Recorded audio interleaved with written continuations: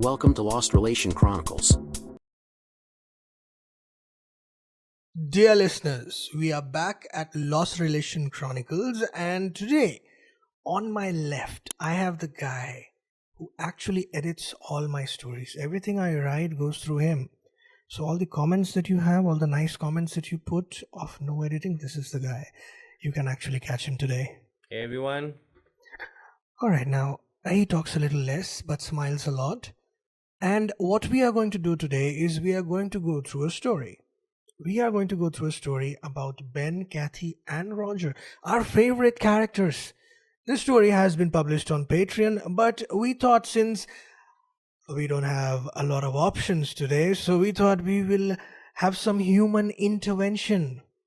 I mean, although it's AI, we know all that, but we still have some human intervention in telling a story.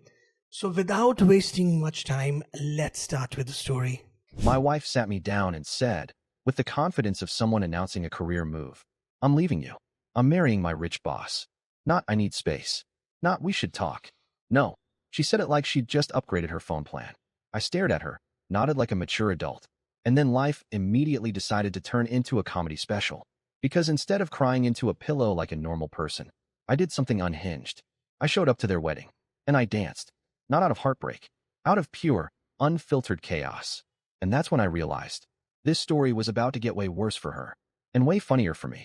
Chapter 1, The Confession. I should have known something was wrong the moment Kathy started pacing around the living room like she was auditioning for a dramatic soap opera role no one asked her to play. Hand on her chest, sighing every 12 seconds, eyes fluttering like a malfunctioning robot trying to look emotional. Then she said it. "Ben, I'm having an affair with Roger, and I want a divorce." Nice. I blinked. Once. Twice. Then I repeated the name just to confirm whether the universe had finally decided to prank me. Roger. Yes, that Roger.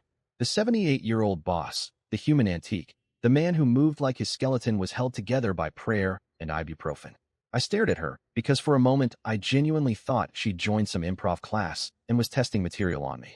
But no, she stood there with the smug certainty of a woman convinced she'd found her happily ever after in a retirement home escapee. And something in me snapped. "Oh, you've got to be kidding me," I shouted, pacing so hard the floorboards probably filed a complaint. "You want to divorce me for him? That Mr. Burns from The Simpsons. I will not divorce you." I threw my hands in the air like gravity was personally offending me. "I'm not going down like this." I refused to lose to some senior citizen Casanova. Kathy just stood there blinking at me, like a computer that needed a software update, clearly not expecting this level of emotional fireworks. I stormed toward the front door, chest puffed, adrenaline roaring, and declared the most dramatic line my rage-addled brain could come up with. "No, I'm not giving up. I'll fight this." In my head, I was picturing myself like X-Men Origins, Wolverine. That iconic scene where Logan walks away from the explosion he caused, flames bursting behind him, not even flinching because he's that much of a badass. That was supposed to be me. I grabbed the doorknob, flung the door open with cinematic fury, and instead of my heroic Wolverine stride, I immediately slipped on the wet porch. No explosion, no badass walk, no dramatic music. Just me, airborne, Too much flailing, time. achieving zero dignity in under 1 second. One moment, I was a warrior of righteous fury. The next, I was horizontal, mid-air, like a disgraced superhero whose powers ran out. I hit the porch with a spine-cracking thud so loud, even the neighborhood birds paused to pray for me. Rain plastered my hair to my forehead. My back screamed. My ego filed for emergency medical leave. I lay there staring at the sky, whispering to myself, "This is not how Wolverine felt." I hit my back so hard I swear the neighborhood heard it. I just lay there, staring at the rain-soaked sky like even God was shaking his head at me. Behind me, Kathy peeked through the doorway with the exact kind of disappointed face people make when they watch someone try, and fail, to look dignified. I attempted to stand. My back spasmed in protest. I yelped like a wounded gladiator. Then I hobbled to my car, soaked, muddy, and clutching my spine like it was trying to detach itself. I drove to Mr. Grayson, dripping rainwater on his expensive carpet. He looked me over slowly, the wet shirt, the mud, the limp, and said in the calmest voice imaginable, "In a no-fault state, you can't stop a divorce." I stared at him, incredulous. "All that drama, and I can't even stop it." He nodded. My pride refused to die quietly. "Drag her through everything. I don't care what it takes. We're fighting this." Mr. Grayson closed his notebook with the kind of theatrical seriousness usually reserved for movie villains contemplating their final plan. I limped out of his office feeling humiliated, half-broken, and powered entirely by spite. Meanwhile, back home, Kathy was probably sipping tea thinking she had taken control of the storyline. She had no idea she'd just activated the most dangerous version of me. The petty, vengeful, injured version. She thought the story ended with her confession. No, the story had just ignited. Chapter 2. So, just like any other story, this time Ben is not going down without fighting. I don't think he's going down like that. This is going to be interesting. Meeting Roger. I came home still limping from my glorious superhero-turned-slapstick fall, soaked clothes sticking to me like regret. Honestly, I wanted nothing more than ice, painkillers, and maybe a new spine. But no, Kathy was waiting for me at the door like an excited game show host. She said, "My new man is coming over. He wants to meet you." I genuinely thought the pain meds had kicked in early because that sentence felt like a hallucination. Before I could remind her that normal people don't schedule meet and greets for their affairs, the door opened, and in waddled Roger. And dear God, what an entrance. Sandals with socks. A cardigan one size too big. A smell so strong with mothballs I'm convinced it seeped into the walls. He spread his arms like he was greeting a long-lost war buddy and said cheerfully, "Brian, good to finally meet you." I stared at him, wondering if this was the early onset of a stroke or if he genuinely believed my name was Brian. "It's Ben," I said slowly, enunciating like I was teaching phonics to a toddler. "Ben," with an E. Roger blinked, nodded vigorously, and said, Right. Of course. Ben. Benny. Benjamin. Got it." He even tapped the side of his head, like saying, "See? Still sharp." He was not sharp. We sat for about 5 minutes. 5 painful minutes, during which he explained in great detail how his left knee locks up sometimes, like a rusted hinge on a barn door. Then, completely unprompted, he patted my arm and said, "Brian, you look tense. You should try turmeric." I closed my eyes. I inhaled. I counted to 3 like a man trying very hard not to commit a felony, mostly because I wasn't sure Roger's skeleton would survive a punch, and I did not want manslaughter on my divorce record. "It's still Ben," I said. Still the same letter, same sound, same person. "Ben." Roger squinted at me for a full 3 seconds, nodded again as if he had absorbed this profound revelation, then turned to Kathy and whispered, not quietly, mind you, "Is Brian always this sensitive?" I wanted to physically exit the universe. Kathy, meanwhile, gripped his arm like she just purchased him from a luxury showroom. I sat down across from the two of them, still damp, still aching, watching the world's most unfortunate romantic triangle unfold. Then Roger set down a pill organizer the size of a lunchbox, right in the center of my dining table, like a centerpiece from hell. He flipped it open and said proudly, "These ones are for my heart, cholesterol, digestion, water retention, joint pain, vertigo, and this little blue one that keeps me alive, apparently." I blinked, slowly, painfully. Then he squinted at Kathy and said, "Nurse, could you pass me that napkin?" Kathy froze. I nearly applauded. I thought maybe this was some elaborate prank show. But no, this was real life. He started telling a story about his knee surgery. 10 minutes in, he told it again. Then a third time with an entirely different ending. I swear the only continuity in those stories was the pain. While they were talking, something clicked in my head, like the universe finally tuned into the right radio frequency. The scene faded around me, like someone dimmed the lights in my brain just to highlight the 3 revelations slapping me across the face. The first was painfully obvious. Kathy wasn't in love. Not even close. Her smile was too bright, too polished, too desperate. Her voice had that syrupy sweetness people use when they're trying to sell you a defective product. She wasn't feeling butterflies. She was calculating projected returns. I swear I could practically see dollar signs floating around Roger's thinning hairline like cartoon halo lights. Then came the second revelation, creeping in with all the subtlety of a collapsing lawn chair. Roger was old. Not distinguished older gentleman old. No. This man was rusted engine trying to start in winter old. Every breath he took sounded like it required paperwork. He forgot words mid-sentence. He repeated stories the way a broken robot loops dialogue. The man moved like gravity had taken him to court and won full custody. And that's when my brain whispered, very helpfully, if I drag this divorce long enough, Roger might not survive the waiting period. Suddenly, my dramatic wet porch fall earlier felt less like humiliation and more like a divine tap on the shoulder. The universe wasn't mocking me. It was giving me a hint. But the third revelation? Oh, that one was the masterpiece. If Roger died before the marriage, Kathy got nothing. Not a penny. Not a crumb. Not a charity-level coupon. Absolutely zero. Everything she thought she was securing with this late-life romance scam? Gone. Vaporized. Just like Roger's ability to remember my name.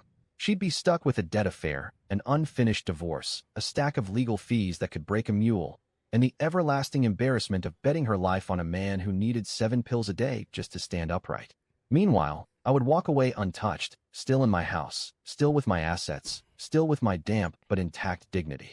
She thought she'd outplayed me, outmaneuvered me, checkmated me. But no, she handed me every advantage on a silver tray and didn't even notice. The moment the meeting ended, I walked out of the house no longer angry, just enlightened. Kathy had not upgraded. She hadn't even traded sideways. She bought the demo version, the trial, the beta release with bugs. I stood in the parking lot, staring at my reflection in the car window, and whispered, "She really left me for that? Okay, let's delay everything. Not for justice, not for heartbreak, not for morality, for something far more powerful. Weaponized, nuclear-grade male ego." I limped back to Grayson's office, leaned over his desk, and said with the conviction of a man who had finally found religion, "Delay the divorce. Forever." Because now I knew the ultimate truth. If Roger dies before the signatures are done, Kathy walks away penniless, and I win by doing absolutely nothing. And let me tell you, that realization tasted sweeter than revenge ever could. Chapter 3. So Ben's got a plan. He's got a real amazing plan. He wants to make sure that Roger kicks the bucket before Kathy can get a divorce. So that means Kathy gets nothing. Kevin, the son with nuclear-level information. I was nursing my back, my pride, and what was left of my sanity when my phone buzzed. The voice on the other end sounded disgustingly polished, the kind of man who probably irons pajamas. He introduced himself as Kevin Westlake, son of the man currently trying to steal my wife using a pension and a pillbox. The moment he spoke, I could practically hear his suit through the phone. He said, "Benjamin, we need to meet." I asked, "Do we?" He replied with the confidence of a man who books other people's calendars for them. "Yes, tomorrow, noon. I've already reserved a table." I blinked at the phone like it had personally offended me. "You're scheduling me?" I asked. He said, "Naturally. Naturally." I repeated, offended on behalf of every free human being. Kevin spoke like a man addressing his assistant, not another adult. "It's better if we speak in person. My father's situation is time-sensitive." "Time-sensitive," I echoed. "Like milk." He ignored that completely. "I'll text you the address," he said, already halfway to hanging up. I tried to protest. I didn't agree yet. Kevin said, "You will," and hung up. I stared at my phone, realizing I hadn't been invited to a meeting. I had been summoned. We met at one of those high-end cafes where a cup of coffee costs as much as minor surgery. Kevin sat there in a tailored suit, looking like money, opportunity, and mild condescension in human form. He didn't bother with greetings. He said, "I'll get straight to it, Ben. My father is enthusiastic. Your wife is even more enthusiastic." I said, "Enthusiastic about what?" He smiled politely, the kind of smile that could cut someone, and said, "Wealth." Obviously, the waiter passing by heard that, nearly dropped a tray of cappuccinos, and pretended to wipe a table that didn't need wiping just to stay within eavesdropping distance. Kevin folded his hands like a CEO about to deliver quarterly devastation. "My mother," he explained, "left behind a very large trust. Properties, investments, valuables, everything, all under the Mrs. Westlake Trust." I nodded and sipped my overpriced coffee. It tasted like regret and financial irresponsibility. Kevin continued, "My father and I are co-beneficiaries. Unfortunately." And here he paused, dramatically, like he was about to reveal the twist ending of a murder mystery. "The trust includes a disqualification clause." I raised an eyebrow. "Disqualification?" He leaned in slightly. "If my father remarries, he forfeits everything. Immediately. Irreversibly. Permanently." I blinked. He didn't stop. "And in that case, all assets transfer directly to me." I blinked again.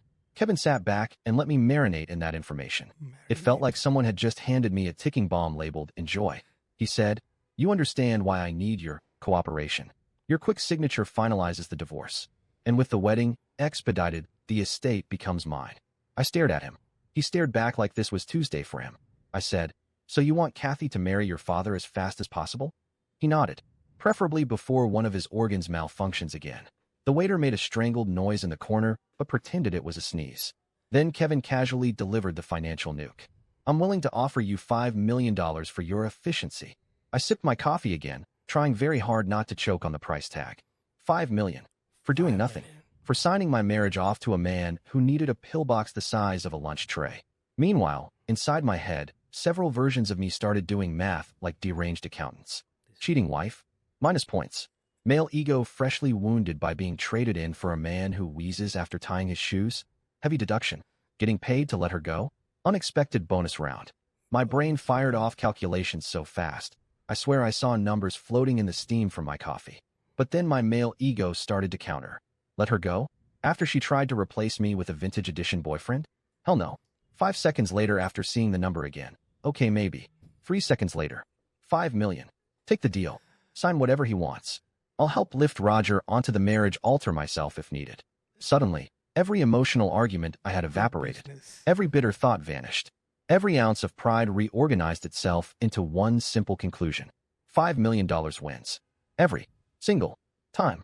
I put my cup down gently, the way priests handle holy relics, and said with the grace of a man accepting destiny itself, 5 million works.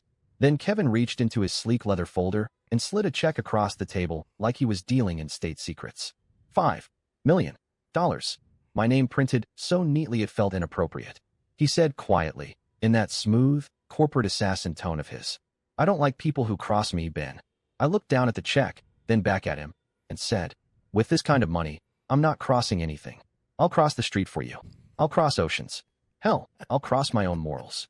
Kevin smirked, the satisfied smirk of a man who had just purchased loyalty wholesale, and stood up to leave, looking very much like someone who closes million-dollar deals between breakfast and lunch. I sat there staring at the check, realizing my life had just become an extremely profitable episode of cosmic comedy. He stood to leave, straightening his suit. Before walking off, he said, think of this as a mutually beneficial liquidation. I watched him leave and realized I had just been handed a karmic grenade with the pin already out. All I had to do was sit back and wait. Chapter 4. 5 million versus 3 or 4. 5 million wins every time. The double payout deal and Kathy's big mistake. The next day, I was mentally prepared for human stupidity, but Kathy did not disappoint. She arrived with Roger, who looked like he had wandered away from a pharmacy aisle and needed assistance returning. The man kept interrupting before they even sat down. He said, my cholesterol was 182 this morning. Isn't that fascinating, Brian? I replied, it's been, because apparently God enjoys testing me. Roger nodded as though I hadn't spoken. He leaned toward Kathy and asked loudly, where's my little blue pill? I nearly answered for her. Which one, Roger? The one that keeps you alive or the one that tries to revive your romantic spirit? But I kept it inside. I'm a gentleman. Kathy dramatically cleared her throat, the kind of theatrical throat clear people do when they think they're entering a season finale scene, and slid an envelope across the table. Her face held the kind of smugness found only in people who are seconds away from ruining their own lives. She said, inside is a $1 million check. Sign the papers, and the divorce is quick and painless. Quick and painless. As if I hadn't just lived through a week straight out of a slapstick horror movie. I opened the envelope. Yup, 1 million. Neat handwriting. Expensive paper. Probably scented with delusion. Signed by Roger himself. What Kathy didn't know was that I was already sitting on a secret $5 million deal courtesy of her future stepson, which meant this wasn't a divorce. This was a clearance sale, and she was the discounted item. I smiled at her, the polite, empty smile of a man being spiritually handed a winning lottery ticket. I said, thank you. Just like that. Cheerfully. A bright, sunny, chipper thank you. As if she'd just passed me extra ketchup. Kathy blinked. Roger blinked. My lawyer blinked. I think even the wall blinked. I signed the papers so fast you'd think I was trying to break an Olympic record. Court was even better. The judge finalized it, and I, still playing my part as the man reborn, spread my arms and hugged Kathy like she'd just given me permission to breathe again. Then I hugged Roger, careful not to dislocate any of his antique joints. And because I was in a mood, I went back and kissed Kathy on the cheek, not romantically, but with the gratitude a man gives to someone who unknowingly just funded his early retirement. I whispered, thank you seriously. Her face twisted like she couldn't compute that response. Kathy strutted out of the courtroom like she was walking a red carpet, trying very hard to project victory, but managed to trip over her own heel. She recovered, pretending nothing happened, which somehow made it funnier. Meanwhile, I pocketed the money, all $6 million of it, and walked out with my house, my assets, my savings, my spine still damaged, but my soul absolutely thriving. Behind me, I heard Roger say, Kathy, Where's my blue pill again? And I swear I almost burst out laughing right there in the courthouse lobby. She thought she'd outsmarted me. She thought she'd traded me in for a luxury upgrade. She thought this was her path to riches. But the truth? She just speed ran her way into being broke, humiliated, and financially radioactive, and she handed me the win. I walked out of the courthouse with the calm of a man who didn't just settle a divorce. He won a cosmic lottery. Chapter 5. All right, so $6 million versus Kathy. I'll again say 3 or 4. All right, The let's Wedding go of ahead. Delusion. 1 week later, I, Ben, received a gold-trimmed wedding invitation so shiny I thought it came with a personal challenge to my eyesight. Kathy The looks calligraphy was so dramatic it practically shouted, "Look at me, I won." I didn't RSVP. I just showed up. Petty attendance is still attendance. The ceremony looked like Kathy had Googled rich people wedding and then aggressively clicked every overpriced option. She floated down the aisle in diamonds. Rented, obviously. I could practically hear the security tag screaming for help. She smiled so hard it looked like her face was trying to escape her skull. Meanwhile, Roger shuffled forward like someone had unplugged him mid-reboot. He looked slightly confused, like he expected the aisle to lead to a doctor's office. Guests whispered loudly enough for God to hear. Is he her father? No, that's her husband. Oh dear Lord. Honestly, the commentary alone was worth attending. I wasn't there out of kindness. I was there for the buffet, the open bar, and the emotional carnage. In that order. And oh, did I enjoy myself. I enjoyed the food like I had a personal mission to bankrupt the caterer. I enjoyed the champagne like it was water and I'd been lost in the desert. I enjoyed the music like I was auditioning for a musical no one else was in. At one point during the reception, I danced so aggressively that 2 guests whispered, "Is the ex-husband okay?"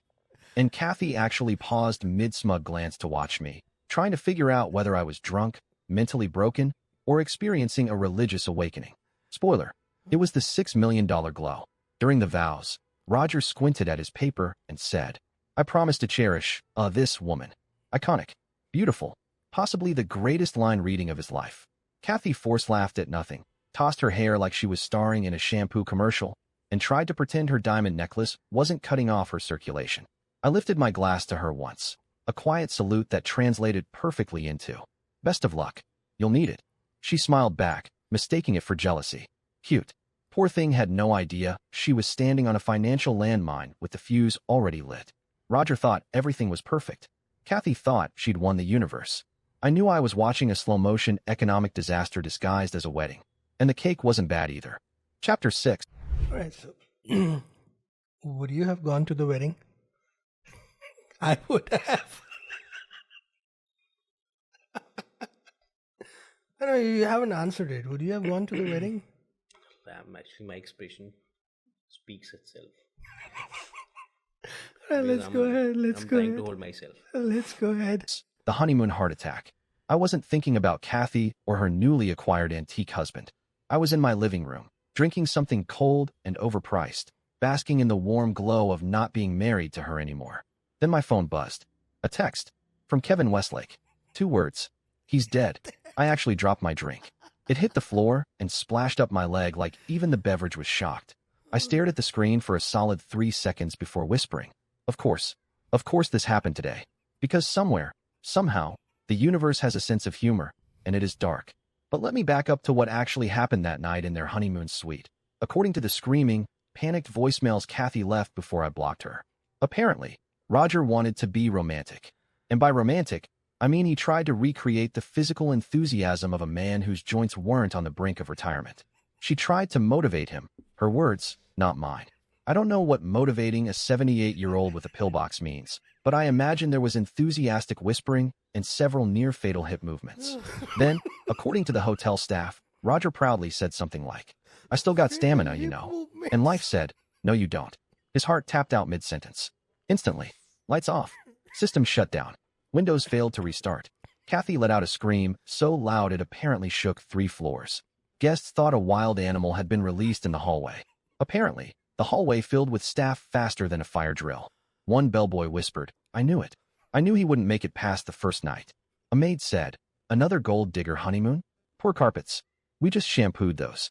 The concierge, traumatized beyond repair, muttered, "This is the 3rd honeymoon death this month. Why do they always pick the suites with the white bedding?"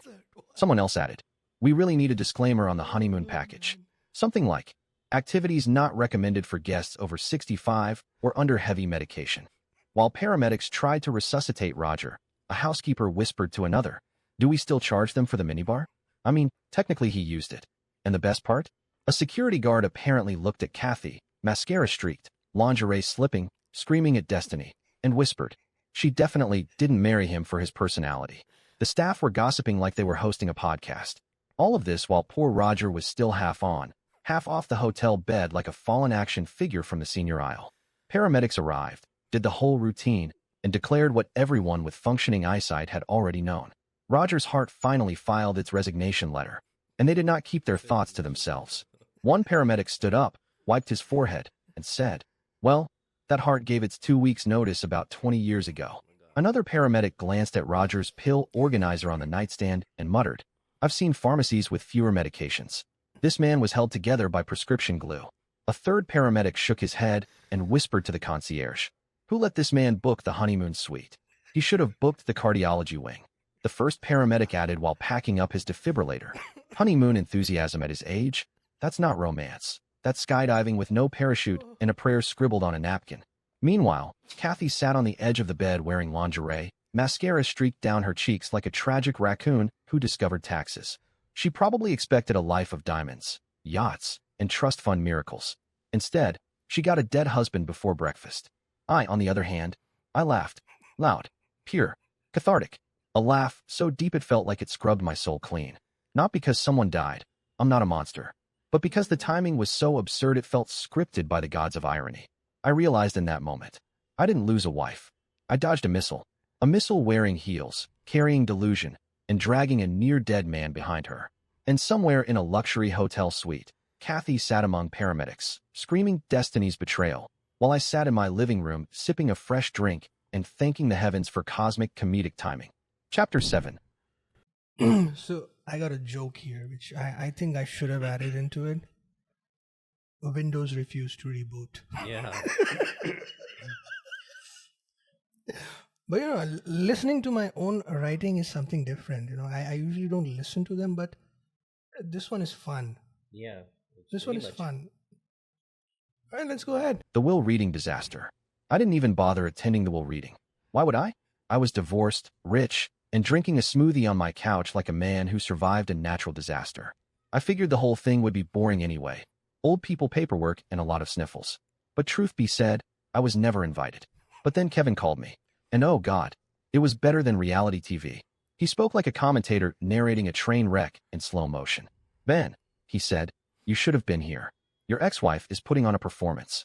According to Kevin, the whole room looked like a funeral rehearsal. Kathy walked in wearing the full Tragic Widow starter pack. Black dress, sunglasses the size of satellite dishes, dramatic sniffles that were 80% performance, 20% oxygen. Kevin swore she even paused at the mirror to practice her grief face. Then the monotone lawyer, who apparently reads like Wikipedia with lungs, opened the will. He said, in the slowest voice known to mankind, "I leave everything to my beloved wife, Kathy." Kevin told me Kathy lifted her chin like she'd just been crowned queen of riches. He said, and I quote, "She looked like she was about to knight herself." Then came the moment Kevin called the financial Hiroshima. He stepped forward with the trust documents and said, "Before we proceed, there is additional documentation." Kevin told me he laid the papers out like he was revealing a murder weapon. He explained to the room, Roger owned nothing. Everything belonged to Mrs. Westlake's trust. And if he remarried, he forfeits the entire estate. And then, Kevin said the silence was so intense, you could hear Kathy's delusion cracking.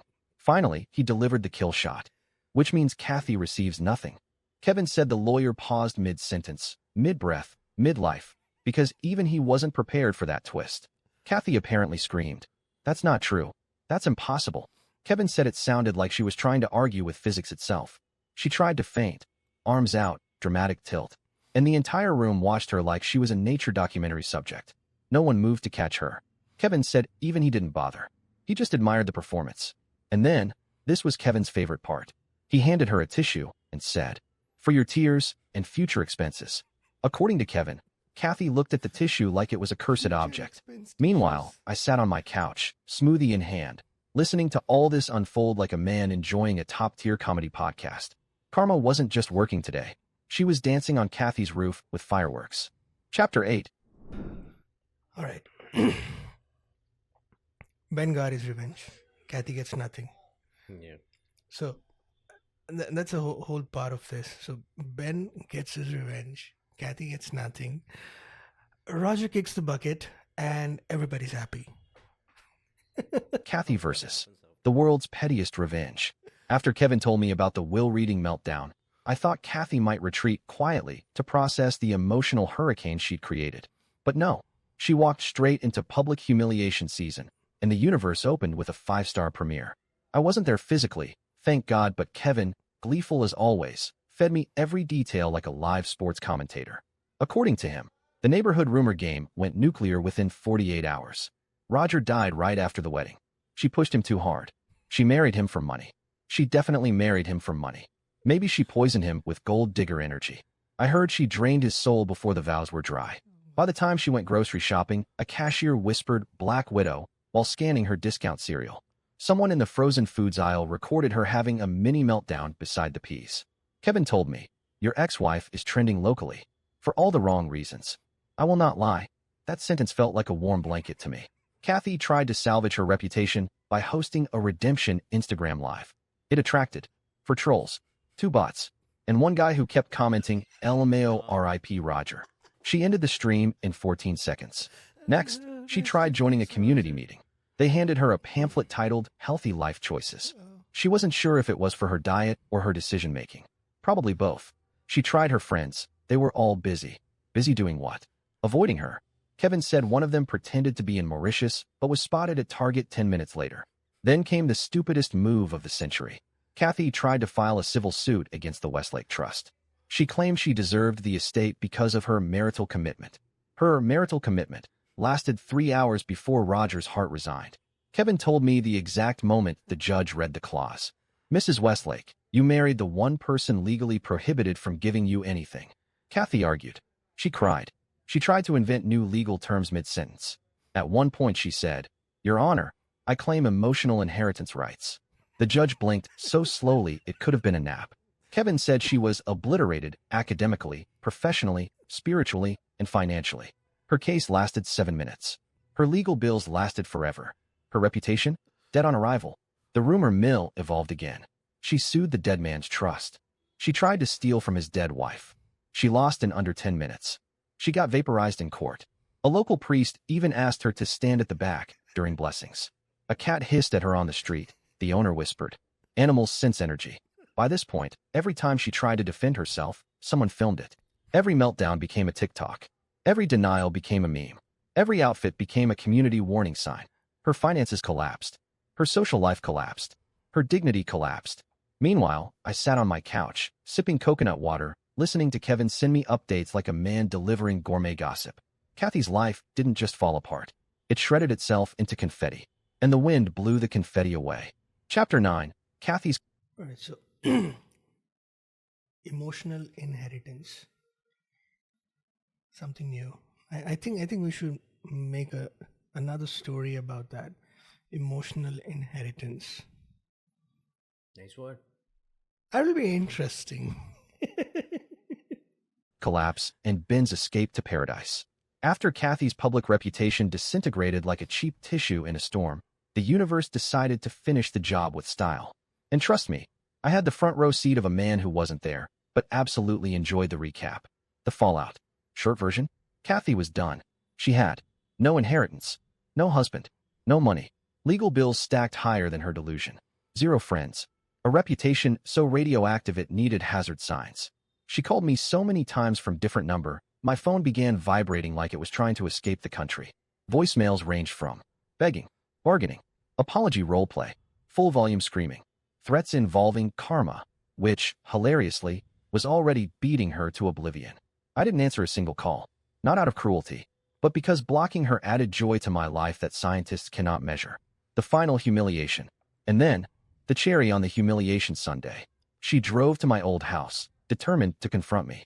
I wasn't there, because I had sold the place, emptied everything, and left the state like a man fleeing a tax investigation. She rang the bell with righteous fury. A stranger opened the door. She tried again. Another stranger appeared. They looked at her like she was a lost Amazon package. She stood on the porch blinking, confused, devastated, mascara smeared in the shape of existential crisis. The new homeowner said, do you need water? Or emotional help? She needed both. They provided neither.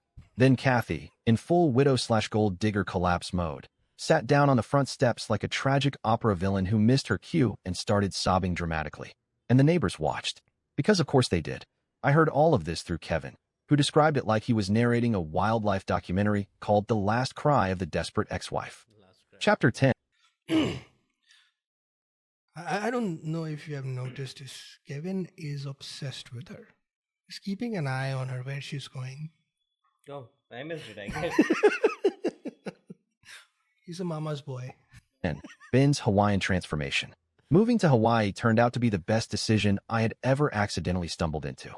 What started as an escape became a full-blown spiritual makeover. Not like those Instagram retreats where people pretend to find themselves. No, this was the real deal. The accidental island bachelor. I don't know what happened, but apparently when a man shows up alone in Hawaii looking peaceful instead of miserable, people assume he's dangerous. One guy at a beach bar sized me up and asked, "Bruh, are you retired CIA or something? 'Cause you got that quiet danger vibe." I almost spit my drink onto the ocean. CIA? Me? The same man who once went airborne because of a wet porch. I said no, just divorced. He nodded like I'd just confirmed I had top secret clearance and 3 unregistered passports. From there, the legend grew. Yoga instructors invited me to sunset classes. Surfers offered to teach me because they thought I had balance vibes. A tourist whispered, "You have that I can kill you with a pen energy." Meanwhile, a cafe owner started giving me free coffee every morning. She told me, "You look like good luck." Unbelievable. 6 months ago, I looked like a depressed raccoon. Now apparently I radiated good fortune and possible ex-operative. The accidental career explosion. One afternoon, some retiree at a beach bar asked me about market trends. I gave a casual, throwaway answer, the kind of thing I used to tell coworkers who never listened. 2 weeks later, the retiree came back, slapped the bar dramatically, and said, "You doubled my money." And suddenly, I was the island's unofficial financial wizard. People started coming up to me with savings questions, investment questions, questions about their children's future, questions about cryptocurrency I absolutely pretended to understand. 2 locals even invited me to help start a chill finance club, which essentially meant we sat on the sand drinking juice while I explained what compound interest was. It was the easiest success I'd ever had. The emotional glow-up. Hawaii rewired my soul. I started journaling. I don't journal. I barely write grocery lists. I swam every morning. I read books I bought 3 years ago and never opened. I even learned some ukulele chords, badly, but the ocean didn't judge me, so that was enough. Slowly, the emotional sludge Kathy left behind evaporated. Not because I forced myself to forget her, but because my brain just lost interest. I thought of her once while applying coconut-scented sunscreen, which, by the way, I am now frighteningly obsessed with. And instead of anger, I just laughed and said, "Wow, I really survived that." Here's the truth. Kathy didn't haunt me. She became irrelevant to my new identity. Hawaii didn't just heal me. It rebirthed me into a man who wakes up to ocean sounds and has 6 million reasons to smile. Chapter 11. So this guy got his money doubled in 2 weeks. Lucky guy. We need to meet Ben. I think we need to go to Hawaii and meet him. Yeah, so we need to have luck as No, we need to meet this guy. If he can give a good financial, suggestion, I think I'll meet him. yeah, we should meet, definitely. Yeah. Kathy versus the universe. By the time Kathy reached this phase of her downfall, even I started to feel like the universe had taken things personally. This wasn't karma. This wasn't fate. This was straight-up cosmic bullying. And I got all the updates from Kevin, delivered with the enthusiasm of a man reporting on a natural disaster he's secretly rooting for. Her new life reinvention becomes a montage of failure. Kevin told me Kathy tried every cliche from the "I'm reinventing myself" handbook. It went poorly. She tried a new haircut. The stylist took one look at her tear-soaked face and said, "I can't cut around that kind of emotional instability. Please step out." She tried a new job. The cappuccino machine exploded on her during training, covering her in foam like a depressed latte ghost. She tried a new start. Her car broke down in the rain, and according to Kevin, only on her. Blue sky everywhere else. Rain cloud directly above her like a personalized curse. She tried a meditation class, tripped on a floor cushion, knocked over 3 candles, and nearly set her yoga mat on fire.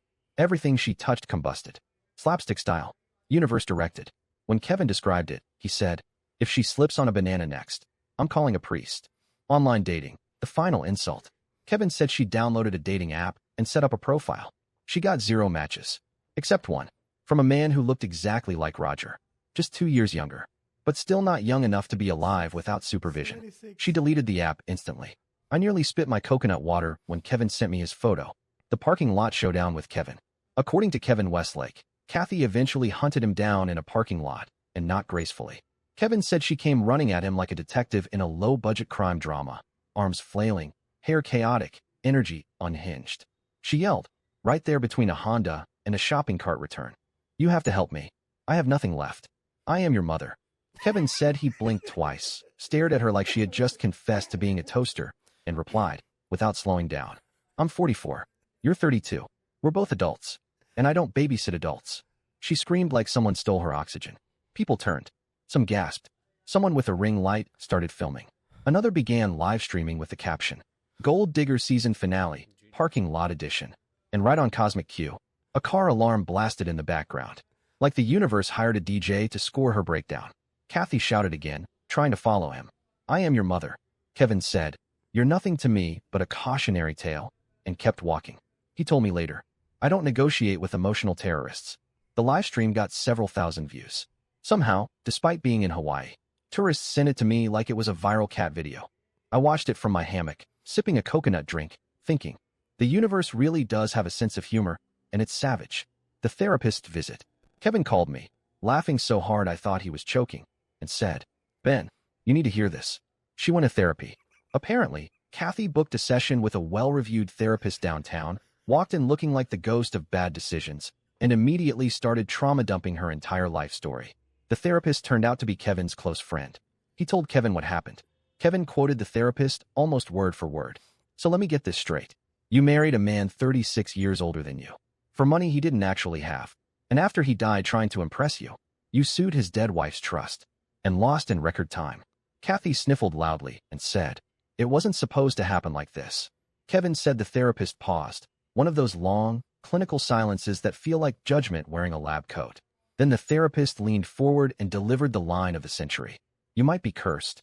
Kathy gasped so loudly the receptionist heard it through the wall. She asked, "What does that mean?" The therapist calmly folded his notebook and said, "It means you should stop making choices until further notice." Kathy burst into tears. The therapist slid her a box of tissues and said, "These are complimentary. The session is not." Kevin told me Kathy tried to defend herself and knocked over a floor lamp in the process. The therapist sighed and said, "That's exactly the energy I mean." She left the office mid-sob, mascara streaked in a pattern resembling a Rorschach test that spelled out failure. And the best part? When she walked outside, it immediately started raining. But only on her. Kevin said even the therapist stepped outside, looked at the isolated rain cloud hovering over Kathy's head, and whispered, "Yeah, definitely cursed." I laughed so hard I nearly dropped my coconut. Because it was official, Kathy wasn't just losing. The universe was writing her L's in bold, italics, and rain. The roadside which who accepts PayPal. Kevin saved the best update for last. He called me again. And this time, he didn't speak. He just laughed, silently, for 20 seconds straight. When he finally managed to breathe, he said, "Ben, she tried to get the curse removed." I sat up in my hammock. Any conversation beginning with those words is guaranteed entertainment. Apparently, after the therapist told Kathy she might be cursed, she Googled, "How to remove curse cheap near me," and ended up at a roadside shack run by, Kevin's exact words, "a witch who accepts PayPal and has more scarves than teeth." Kathy walked inside and explained her situation. The witch took one look at her and whispered, "Oh, this is a premium curse." Kathy panicked. She shouted, "Can you remove it?"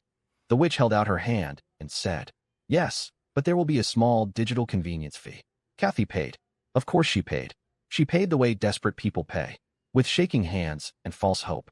The witch lit candles, hung beads around Kathy's neck, waved burning sage in circles, chanted something that sounded like expired Latin. Then, mid-ritual, the witch froze, clutched her chest, and collapsed to the floor, dead, instantly, mid-curse removal. Kathy screamed, "Oh my God, I killed her. My curse killed the witch." 2 teenagers outside recorded the whole meltdown on their phones. One yelled, "Yo, the PayPal witch straight up died." The other shouted, "This is going on TikTok immediately." The witch's assistant, a man who looked like he only worked there for free incense, peeked in and said, "She had a weak heart. The chanting raises her blood pressure. No refunds." Kathy sobbed harder. The assistant added, "You can take the candles if you want." Kathy sprinted out, mascara leaking, beads flying, sage smoke in her hair, screaming at the universe. "Why is this happening to me?" Kevin said it looked like the trailer for a horror comedy where the villain is just life. He finished with, "She went in cursed and came out extra cursed. I'm framing this video." And me? I sat there in Hawaii, coconut drink in hand, laughing so hard the hammock almost flipped. Because at this point, it wasn't just karma. The universe was doing performance art at Kathy's expense. Epilogue, the space I didn't. So, I don't know if you have seen Simpsons, the movie. There's a witch like that. There's this witch who does this and then she dies. So But this was the best part of the, I can say, story. killing the witch. Yeah. Better than Roger's death. Let's go ahead. No, I needed. Some endings arrive with fireworks. Mine arrived with silence. Not the empty kind. The good kind. The kind that fills a man up instead of hollowing him out. I never expected life to rebuild itself so quietly. I never expected the universe to hand me peace after handing me chaos. And I definitely never expected that every disaster Kathy brought into my life would eventually fade like sand slipping out of my hands. People still ask me sometimes, locals, tourists, strangers I accidentally give financial advice to, "Would you go back and change anything?" My answer is always the same. No, because if one thing changed, I might not be here. Here, where the sun rises slow and golden. Here, where the ocean sounds like forgiveness. Here, where I finally learned what it feels like when your life belongs entirely to you. As for Kathy, I don't think about her much anymore. Not in anger, not in sadness, not even in victory. Just distance. The same distance you feel toward a storm that hit years ago. It existed. It wrecked things. It passed. Sometimes, a wave crashes a little louder than usual, and I catch myself smiling, thinking, the universe didn't punish her for me. It simply revealed her to herself. And revealed me to the man I should have been all along. Today, I sat on the beach with a coconut drink and realized something simple but strangely profound. Peace isn't the absence of people, it's the absence of the wrong people. I leaned back in my hammock, felt the soft sway of the ocean breeze, and whispered a word that had become more than a joke, more than a victory cry, more than a punchline to a cosmic comedy. A word that finally fit my life perfectly. Freedom. The kind that doesn't come from escape.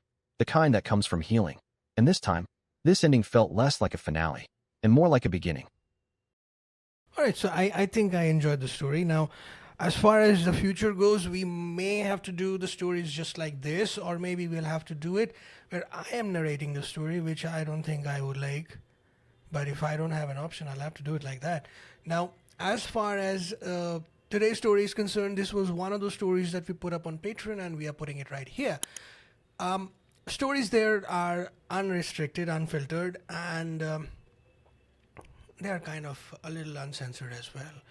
I mean, some of those letters in this story were not supposed to be in this story and were not supposed to be here on this platform, but they were there. But we thought, let's take a risk. And as far as trying to go with the YouTube policies, YouTube says, let's say I am more human, so this is what best we can do. all human. Yeah. Not one. We got two humans. Yeah. We got two humans now, and the third one is sitting behind us. I mean, in front of us. He's kind of doing all the video stuff. I will not show his face. Not as of now. But any which ways, thank you for being with us today, and I hope you have enjoyed the story. And for the future, we will keep on writing stories. And just an update, we will be working on 2 new projects on Patreon, 2 new stories. One would be a little darker than anything I have ever written. This one is off the charts. I can only assure you that I personally have never written anything so dark, so twisted. And the other one is a feel-good story, something everybody would enjoy. So those 2 will release in all probabilities next week. We will keep you updated. Until then, like, share, and subscribe. Have a nice day. Have a nice day.